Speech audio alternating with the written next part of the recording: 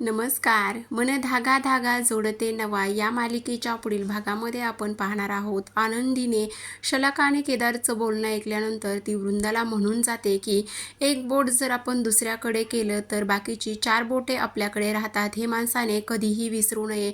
त्यानंतर मात्र वृंदाला ह्या तिच्या बोलण्याचा काहीच अर्थ कळत नसतो आणि आनंदी तिथून ती तडकन निघून गेलेली असते. त्यानंतर मात्र वृंदा इकडे केदारला आणि शलाकाला प्रचंड रागराग करत असते. आनंदी आहे त्या पावली खाली येते आणि वृंदा म्हणते की ही मुलगी मला असं का बोललेली आहे, तुम्हा दोघांचं काय बोलणं तिनं ऐकलेले आहे, तिची हिंमत कशी झाली मला या भाषेमध्ये बोलण्याची. त्यानंतर सार्थक आणि आनंदी हॉलमध्ये असतात. सार्थक हा आनंदीला विचारतो, तुम्ही एवढ्या घाईमध्ये कुठे चाललेला आहात आणि हे पहा तुम्हाला बेनारेंनी गिफ्ट पाठवलेलं आहे भाऊबीजीचं. तेव्हा आनंदी म्हणते की बेनारे सर का नाही आले, पण सानूला बरं नाही आहे म्हणून मी तिला भेटण्यासाठी चाललेले आहे.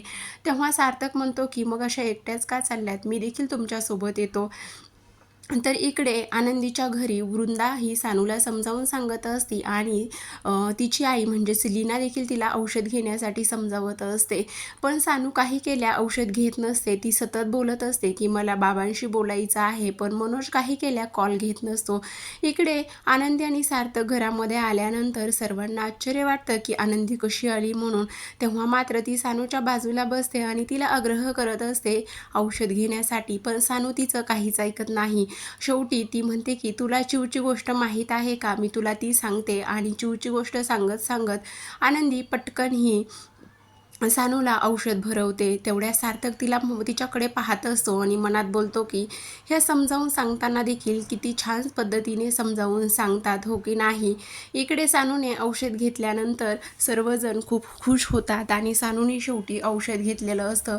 सानूला पाणी पाजलं जातं आणि त्यानंतर आता तिला बरं वाटेल, कारण तिला ताप भरला होता, पण ती काही केल्या औषध घेतच नव्हती. आनंदी म्हणते की हे बघ तू आता झोप, म्हणजे तुला थोडंसं बरं वाटेल. सार्थक हा आनंदीचा विचार करतच गुंतलेला असतो. इकडे सानूला लीना आणि आनंदी झोपवतात. त्यानंतर सार्थकला फोन येतो म्हणून तो बाहेर जातो. तर आनंदी लीनाशी बोलत असते. ती म्हणते की दादा हल्ली असा का वागत आहे, तो कोणाचाच फोन का बरं घेत नाहीये, त्याचं वागणं देखील खूप बदललेलं आहे. त्यानं माझ्यावर चिडचिड करणं साहजिक आहे, पण वहिनी तो तुझ्यावर का चिडचिड करतोय.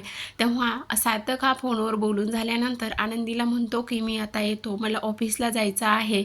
तेव्हा सार्थक निघून जातो आणि आनंदी तिथेच थोडा वेळ थांबते. तर इकडे दुसऱ्या बाजूला सार्थकचे बाबा त्यांच्या रूममध्ये पत्त्यांचा गेम खेळत बसलेले असतात, पण त्यांना आनंदीने सांगितलेली ट्रिक काही केल्या आठवत नाही. त्यानंतर आनंदीला बाय करताना सार्थक म्हणतो की तुम्ही काळजी करू नका, तुम्हाला हवा तेवढा वेळ तुम्ही इथे थांबा. तेवढ्यात इकडे सुद्धा ही त्याच्या बाबाजवळ येते आणि म्हणते की तुम्ही काय करता. तेव्हा ते म्हणतात की मला आनंदीने हा पत्त्याचा गेम सांगितला होता, पण मला आता काही केल्या ते आठवतच नाहीये. तेव्हा सुधा म्हणते की सतत आनंदी आनंदी काय करत असतात, हे पहा तुम्हाला आठवण्यासाठी मी मदत करते, आत्तापर्यंत काय आनंदीच होती का. तेव्हा ती सार्थकच्या मुंजाचा एक किस्सा सांगते, पण त्यांना काहीच आठवत नाही. ते म्हणतात की आनंदी कशी छान पद्धतीने समजावून सांगती ना, तसं तू सांगतच नाही. तेव्हा पुन्हा सुद्धाला आनंदीचा राग येतो आणि ती म्हणते की सतत तुम्ही आनंदी आनंदी अजिबात करायचं नाही आणि त्या मुलीचं तर अजिबात इथे नाव पुन्हा घ्यायचं नाही आहे. तेव्हा सार्थकचे बाबा तिला समजावतात. ते म्हणतात की अगं पण असं का करतेस, आनंदी खरंच खूप छान पद्धतीने माझी स्मरणशक्ती आठवण्यासाठी मला मदत करत असते, पण सुद्धा काही केल्या ऐकूनच घेत नाही. ती आनंदीवर चिडचिड करत असते. तर इकडे दुसऱ्या बाजूला वृंदाने चहा केलेला असतो. आनंदी आणि तिचे बाबा चहा घेत असतात. तेवढ्यात मालती म्हणते की बरं झालं आनंदी तू आलीस, पण हल्ली मनोज खूप विचित्र वागत आहे. तेव्हा आनंदी देखील बोलत असते. ती म्हणते की अगं आई असं का वागतोय दादा, माझ्यावर चिडचिड करणं साहजिक आहे, पण तो लीना वहिनीवर का चिडचिड करत आहे. तेव्हा आनंदीच्या आईनं सार्थकसाठी खोबऱ्याच्या वड्या बनवलेल्या असतात आणि तो डब्बा तिला त्या देतात. त्या म्हणतात की सार्थक सरांना खोबऱ्याच्या वड्या खूप आवडत आहेत, त्यामुळे तू ह्या जाताना नक्की घेऊन जा. तेव्हा मात्र तेवढ्यात तेथे लीनाचं आणि मनोजचं जे काही बोलणं होतं ती आनंदी बोलत होती. मनोज कसा वागतोय ते. तेवढ्यात तेथे मनोज येतो आणि मनोज आल्यानंतर मात्र त्याच्या कानावर काही शब्द पडलेले असतात, त्यामुळे तो आणखीनच चिडचिड करायला सुरुवात करतो. तो म्हणतो की मी इथे नसताना अच्छा म्हणजे माझ्या मागे आईबाबांचे तू कान भरवत आहेस, तुला गरज काय इथे येण्याची आणि तू कशासाठी आली आहेस ग इथे. तेवढ्यात वृंदाही मनोजवर चिडते आणि म्हणते की काय चाललंय मनोज तुझं हे, तुला कळत नाहीये का आम्ही किती फोन केले तुला, कशासाठी तू आमचा फोन उचलला नाही आहेस, अरे एक फोन नाही केला तुला, किती फोन केले. लीना देखील म्हणते की आम्ही एवढे फोन करून देखील तुम्ही फोन का नाही घेतला, एवढ्या कसल्या कामात होता हो तुम्ही, असं तिचं म्हणणं असतं. तेव्हा मात्र आनंदी देखील बोलायला सुरुवात करते, पण मनोज आनंदीवर ओरडतो. तो म्हणतो की हे बघ, तू एक शब्दही बोलायचं नाही आहेस, तू तुझ्या घरचं बघ, तू इथे ढवळाढवळ अजिबात करायची नाही. पण लीना म्हणते की पण तुम्ही फोन न घेण्याचं कारण तर आम्हाला कळेल का. तेव्हा मनोज म्हणतो की अच्छा, म्हणजे आता तुमच्या छोट्या मोठ्या गोष्टीला देखील मी फोनच घ्यायचा का, मी तिथे तुझ्या नवऱ्यासारखा मालक नाही आहे, असं तो आनंदीला बोलतो. मी तिथे साधा एम्प्लॉय आहे आणि एम्प्लॉयला किती कामं असतात, जर फोन घेतला तर शिव्या घालतात, लोक हाकलून देतात, असं करतात. मग तू फोन आम्ही फोन घेतला नाही म्हणून तुमचं एवढं बिघडलं कुठं. आता काय घरातला गॅस संपला होता, शेंगदाणे संपले होते, साखर मीठ तेल फुटाणे संपले होते का, असं त्याचं म्हणणं असतं. त्यानंतर मात्र वृंदा देखील मालती देखील त्याच्यावर ओरडत असते. पण मनोज म्हणतो की नाही घेतला फोन तर बिघडलं कुठं, असं काय झालं होतं. तेव्हा मात्र लीना म्हणते की सानूला ताप आला होता आणि तिला तुमच्याशी बोलायचं होतं. आनंदी मनोज ओरडल्यामुळे आहे त्या पावली निघून जाते आणि तो डब्बा तेथेच विसरलेला असतो. इकडे रेश्मा ही आनंदीला भेटायला आलेली असते आणि ती तिच्याशी बोलता बोलता विषय काढते. तर आनंदी म्हणते की सार्थक सरामुळे माझी भाऊबीज खूप छान पद्धतीने साजरी झालेली आहे आणि मालतीला खूप राग आलेला असतो मनोजचा.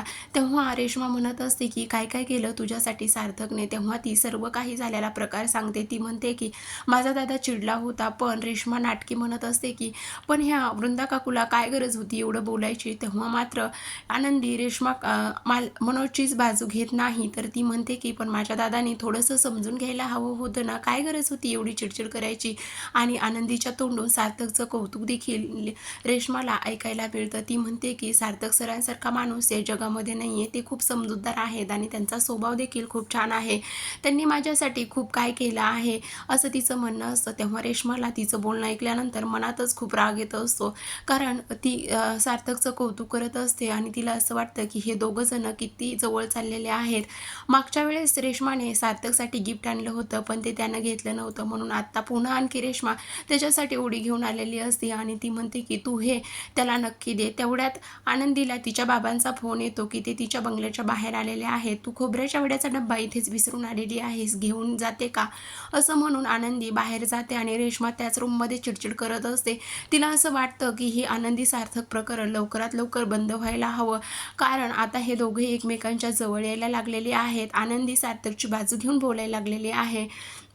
त्यामुळे रेश्मा ही स्वतःच त्याच्या रूममध्ये चिडचिड करत असते. आणलेली ओढी ही स्वतः घालून बघते आणि आरशामध्ये स्वतःला सार्थकच्या सोबत असलेलं फील करत असते. आणि त्यानंतर मात्र तेथे सार्थकचे बाबा येत असतात आणि हे तिचं रूप पाहिल्यानंतर सार्थकच्या बाबांना त्या दिवशी स्विच ऑफ करायला आलेली मुलगी दुसरी तिसरी कोणी नसून ही तीच आहे.